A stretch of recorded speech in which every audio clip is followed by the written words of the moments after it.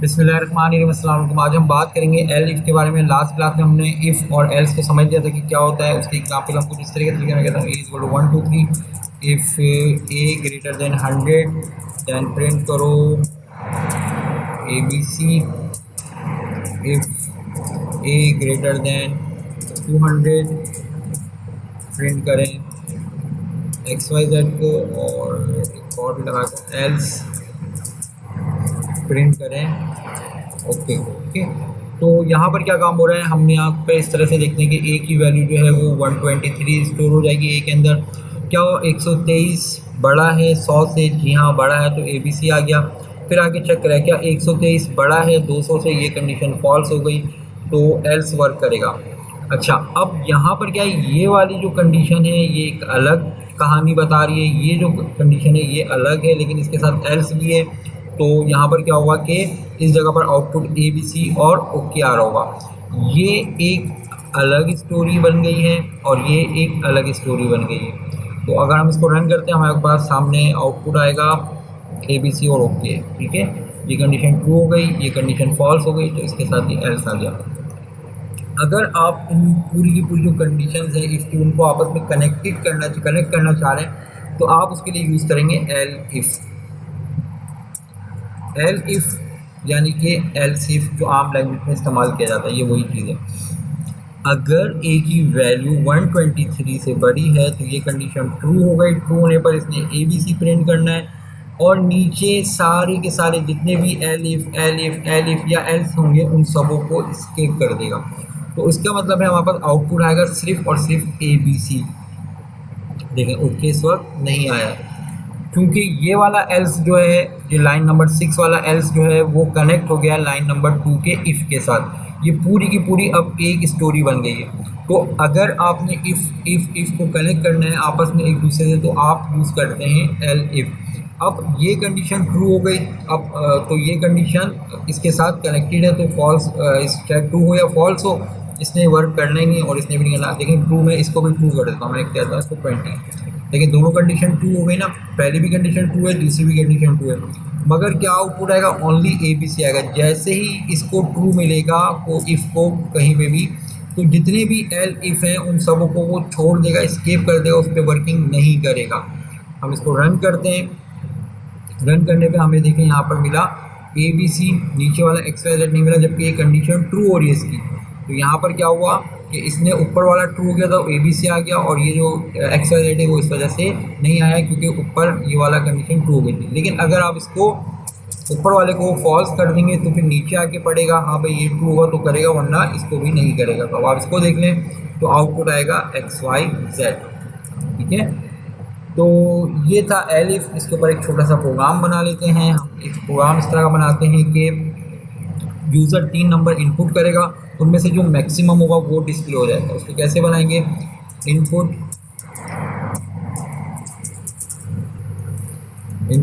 Inter number करेंगे हम, और किसी एक वेरिएबल के अंदर हम इसको स्टोर कर देंगे। जो भी नंबर इनपुट होगा वो स्ट्रिंग की फॉर्म में होगा, वो ए वेरिएबल में जाके स्टोर होगा। उसको इंटीजर में कन्वर्ट करने के लिए इंट का फंक्शन होता है, लास्ट क्लास में बताया था मैंने आप लोगों को। और इसी को हम कंट्रोल सी कंट्रोल वी कर देंगे। एक बी में गया वैल्यू दूसरी, एक ए में गई एक बी में, और तीसरी हम कहते हैं सी के अंदर। कंडीशन यहाँ पे लगा देते हैं, अगर ए की वैल्यू बड़ी हो बी से एंड ए की वैल्यू बड़ी हो सी से, तो प्रिंट कर दो एफ करके ए इज इक्वल टू, इस तरीके से ये करना, तो आपको ए की वैल्यू यहाँ पर मिल जाएगी।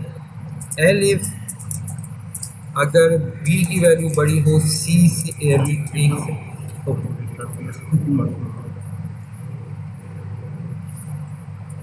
अगर बी की वैल्यू बड़ी हो ए से एंड बी की वैल्यू बड़ी हो सी से, तो इस सूरत में क्या प्रिंट करो बी की वैल्यू, और इक्वल टू हम कर देते हैं बी। फॉर्मेट होगा तो इसके लिए हमें एफ लगाना पड़ेगा। Else print if print okay C is equal to C. तो हमें पता चल जाएगा कि मैक्सिमम नंबर इस प्रोग्राम के ज़रिए क्या है। कॉलम में भूल गया था ये लगाने। तो ये हमारे पास प्रोग्राम की कोड है, आप इसको देख लें। दोबारा समझा देता हूँ। इनपुट होगा, इंटीजर में कन्वर्ट होकर ए के अंदर जाएगा। इनपुट होगा, इंटीजर में कन्वर्ट होकर बी में जाएगा। इनपुट होगा, इंटीजर में कन्वर्ट होकर सी में जाएगा। उसके बाद हमने यहाँ पे चेक किया हुआ है, अगर ए की वैल्यू बड़ी है बी से और ए की वैल्यू सी से भी बड़ी है तो यहाँ पर ए की वैल्यू आ जाए। अगर बी की वैल्यू बड़ी है ए से और बी की वैल्यू बड़ी है सी से भी तो बी की वैल्यू आ जाए, अदरवाइज सी की वैल्यू आ जाए। हम इसको रन कर लेते हैं। यहाँ पे इनपुट करता हूँ 3 7 5। तो हमें ये बता रहा है कि जो इनपुट किया गया नंबर है वो 7 जो है वो मैक्सिमम है और वो यहाँ पर इसकी वैल्यू डिस्प्ले हो गई है। तो ये एलिफ था। इसके ऊपर आप और भी प्रोग्राम बना सकते हैं, जैसे रॉक पेपर सीजर गेम। हम वो बना के देखते हैं कि हम क्या बनाने में कामयाब हो जाएंगे या नहीं। ओके, इसको हम सबको मिटा देते हैं जो हमने कोड किया है। हमें रैंडम नंबर एक चाहिए, जो कंप्यूटर सोचे वो हमें चाहिए। तो हम यहाँ पर रैंडम नंबर अगर हमें चाहिए और पाइथन के अंदर वो कैसे हासिल करते हैं, इंपोर्ट करेंगे हम इंपोर्ट रैंडम पैकेज को इंपोर्ट करेंगे। SRD हमने इसका नाम एक लग दिया ताकि हम पूरा रैंडम करके ऑब्जेक्ट नेम नहीं लिखें, सिर्फ RD लिखें और उसके रेफरेंस से हम वैल्यू इसके फंक्शन को गेट कर सकें। रैंडम एक ऐसा पैकेज है जिसके अंदर ऐसे फंक्शन मौजूद है जो रैंडमली नंबर आपको ला कर देते हैं। बाय डिफ़ॉल्ट ऐड नहीं है तो हमें इसको ऐड करना पड़ेगा। ऐड करने के लिए इंपोर्ट का कीवर्ड यूज़ होता है। पाइथन के अंदर इंपोर्ट किया, आगे पैकेज का नाम दे दिया, चाहे वो रैंडम हो, चाहे OpenCV हो या कोई भी पैकेज हो। जैसे अभी आप आगे आगे TK इंटर वगैरह भी पढ़ेंगे तो इसको इंपोर्ट करने के लिए आप इंपोर्ट लिखेंगे और पैकेज नेम लिखेंगे, उसके आगे एस करके कोई छोटा सा नाम दे दें तो ज़्यादा अच्छा है, वरना आप यहाँ तक भी अगर दे देंगे काम चल जाएगा। खैर हम इसको RD कर देते हैं। अगर मैं कहता हूँ I is equal to RD जो है ये वेरिएबल, उसमें हम कहते हैं कि RD रैंड इंट में मैं कहता हूँ 5, 10।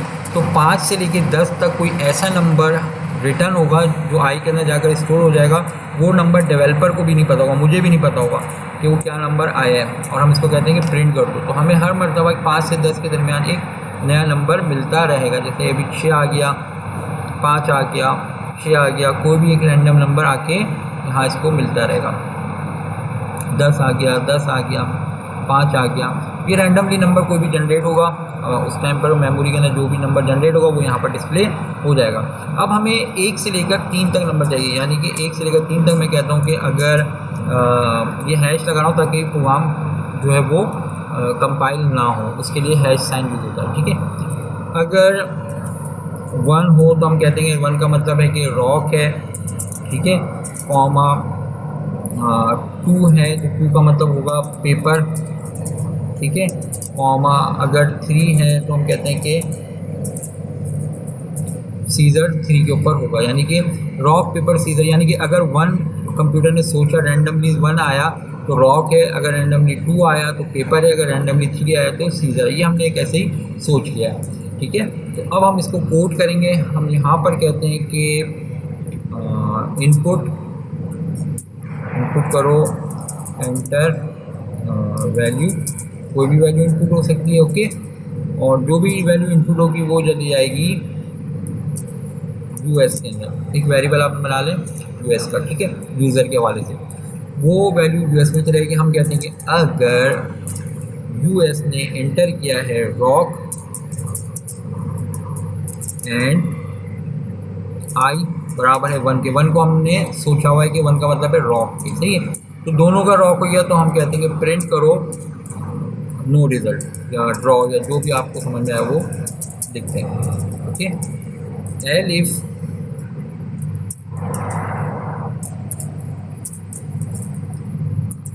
रॉक है अगर अगेन एंड आई बराबर हो 2 के, यानी कि पेपर जो है वो कंप्यूटर ने सोचा और हमने रॉक लिया है, तो पेपर जो है वो लपेट लेता है रॉक को, तो कंप्यूटर जीत जाएगा। तो हम कहते हैं कि प्रिंट करो कंप्यूटर विन। एलिफ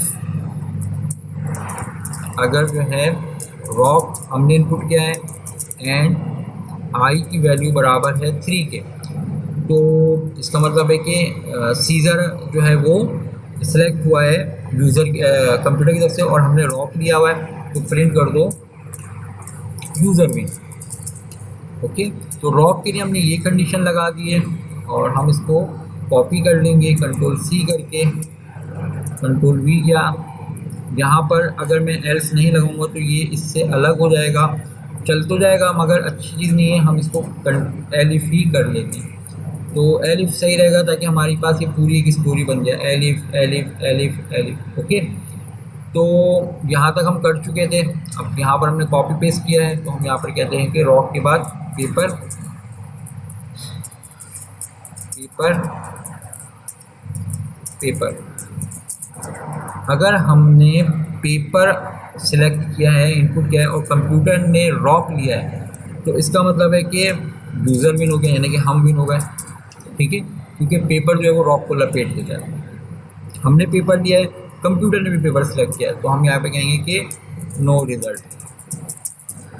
ओके, और हमने पेपर लिया है और कंप्यूटर ने सीजर सिलेक्ट किया है, तो हम यहाँ पे कहेंगे कि कंप्यूटर विन।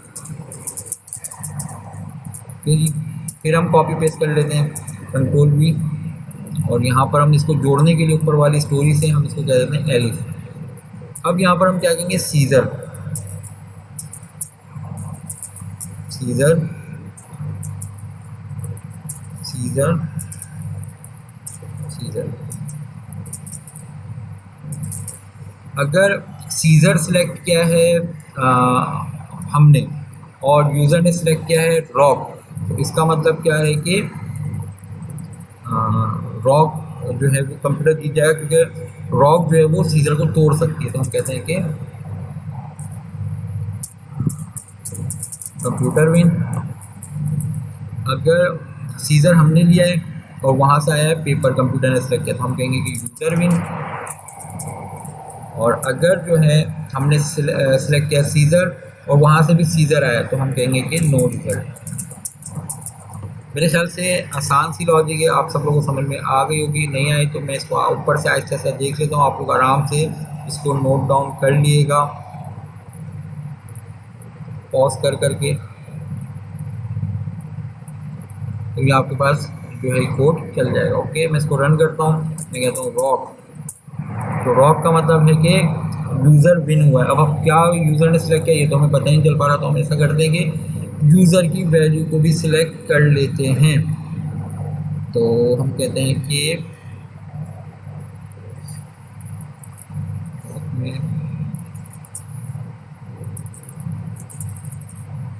एफ करके हम कर लेते हैं ना, कंप्यूटर विन। और